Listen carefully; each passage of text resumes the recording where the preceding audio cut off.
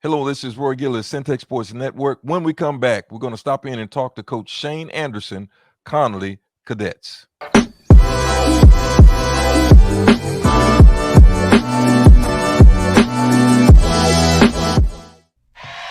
Hello, this is Roy Gillis, Centex Sports Network. Thank you for tuning in. I'm here with my co-host Jalen Gillis, and we're going to do a little sports talk today.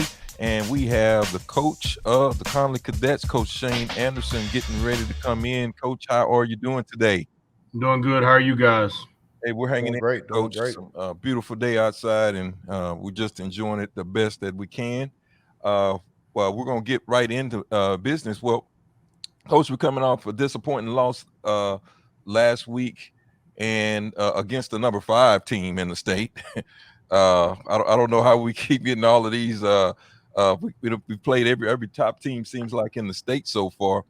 But how do you get the guys turned toward the next week? Because every week is the next week and it's the next game. And also, what are some positives that you were able to draw out of even in a loss?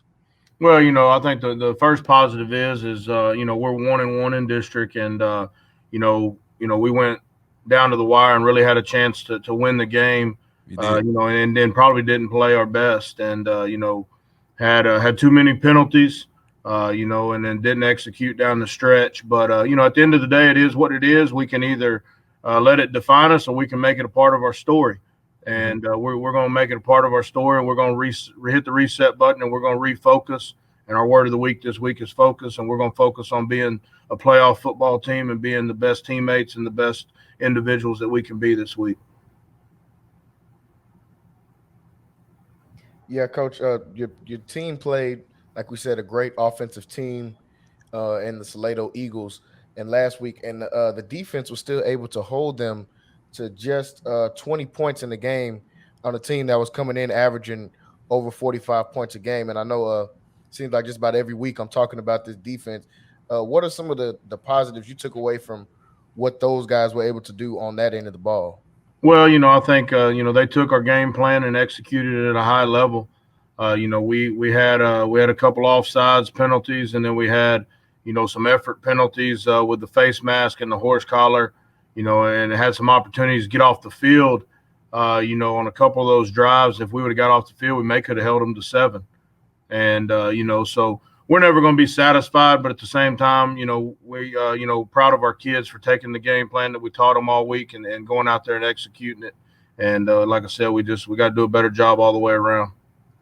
And Coach, and just to even follow up on that, this was a touted, although they run an old school offense. This offense that you just played against was a touted offense, really ringing up some points coming into this game.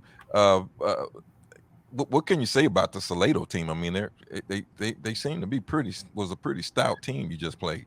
Yeah, they're a really good football team. I look for them in China Spring play this week, and I look for that to be a great football game. And would not be surprised if Salado wins that one and ends up winning the district. They played a tough non-district schedule, scored a ton of points, like we talked about last week, and I look for them to be a playoff team. And who knows, maybe if we hold up our end of the bargain, we could face them again in the 4th round. But we'll see. And like I said, Coach Hare does a great job with those guys down there, and they've bought into that system, and they do a great job of doing it. Mm-hmm. Coach, you guys have been doing a really good job of keeping your players, I guess, safe and during all of the things that we have going on with this pandemic and this COVID-19 thing.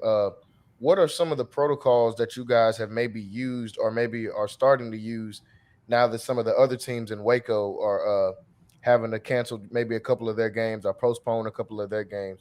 What are Well, some things you guys have been doing?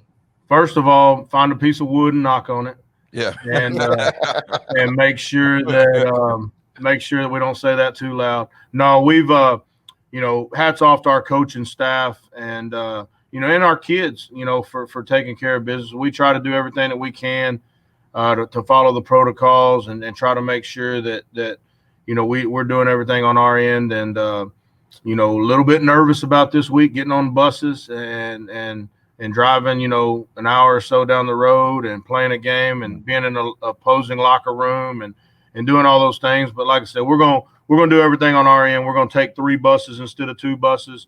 Make sure that we have kids spread out. Make sure we have the windows down on the bus, ventilation, mask will be on.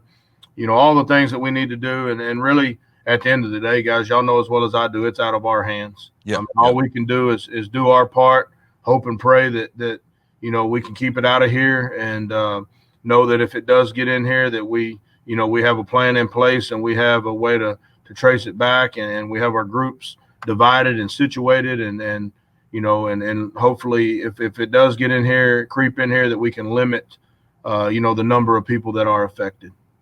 yeah, yeah. And it's a tremendous challenge. I know that you and your staff have undertaken even to come this far in the season. So, in football, you are the ball coach, and it's always who's up next.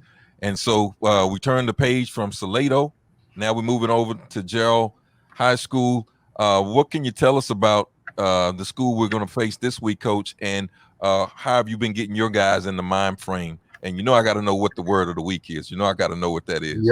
Yep. Well, first of all, talking about Gerald, those guys just got their first win of the year against Robinson in a district game, so they are 1-1 in district, just like we are. Mm-hmm. And they have us this week, Salado next week, so that's going to be a tall task for them. And then they finish with a game against Gatesville, and the winner of that's probably going to get 4th place. And so they have a lot to play for. Coach Amos Davison's the head coach down there. They're moving up from 3A this year, so he knew he was going to take some lumps. And he's doing a great job of coaching those kids up. And one thing I can tell you, you can tell when you turn on the film that they're well coached by watching their scheme, and then you can tell their kids play extremely hard for 4 quarters, no matter what the score is. And so we're going to have to go down there and play well. If we play well, we should be just fine. Hopefully, we can get a lot of kids in the game, get a lot of kids on the field, and then and get out of there healthy. But our word of the week this week is focus. And like I said, we're going to focus on being, the best teammate and the best football player we can be at each and individual position. And then, for me, be the best head coach I can be this week. And, each and every assistant be the best coach they can be. And then, focus on being a playoff football team, because that's what we are. And we can't let, one bump in the road during district, like I said, define our season. We have to regroup, refocus, win these next 2 games, and then go into China Spring. And we'll know more after Friday night what us and China Spring will be playing for.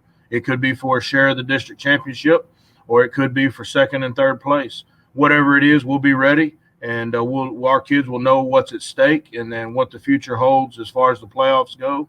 And we'll be ready to go. But our word of the week is focus. Focus. All right. All right. That was it. You can go ahead.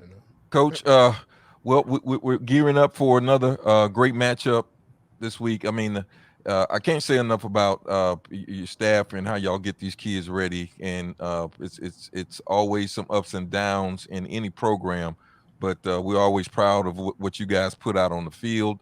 And I was just talking to a college person yesterday, and I said, man, I think Connally might have the best defense in the city, and I'm going across all A's, and so 4A, 5A, and 6, and so we pump this program up, man, and we love what you do, and Well, I keep on doing appreciate you guys. Appreciate y'all a lot. Appreciate y'all promoting our kids and our program. We got to stay humble, and we got to stay hungry, and we got to get better each and every week so that we can make a run and make y'all proud, and make this community proud and our school district proud. But we appreciate y'all each and every week, and let us know if we can do anything for y'all, and we'll see you guys on Friday. All right. Thanks, Coach. Thanks for stopping in, and we'll see you next time. All right, bye-bye. Well, there you have it, Coach Shane Anderson talking to us about Connally and some of the ups and the downs.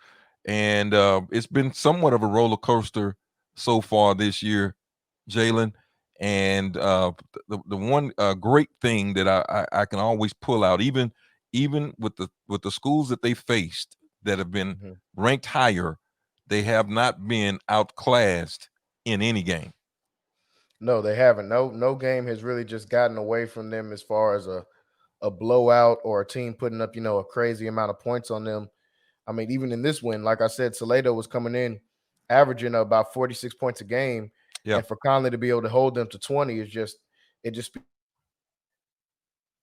and on Coach Anderson having these kids ready, no matter like